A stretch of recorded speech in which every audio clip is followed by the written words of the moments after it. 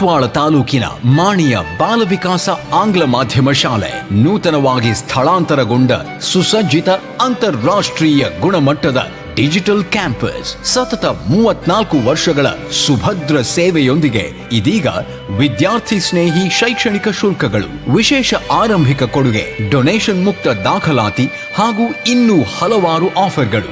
ಬನ್ನಿ, ನಿಮ್ಮ ಮಗುವಿನ ಭವಿಷ್ಯ ವಿಕಾಸಗೊಳ್ಳಲು ಬಾಲ ವಿಕಾಸದಲ್ಲಿ ದಾಖಲಾತಿ ಮಾಡಿಸಿ. ಕರೆ ಮಾಡಿ 990222 26466.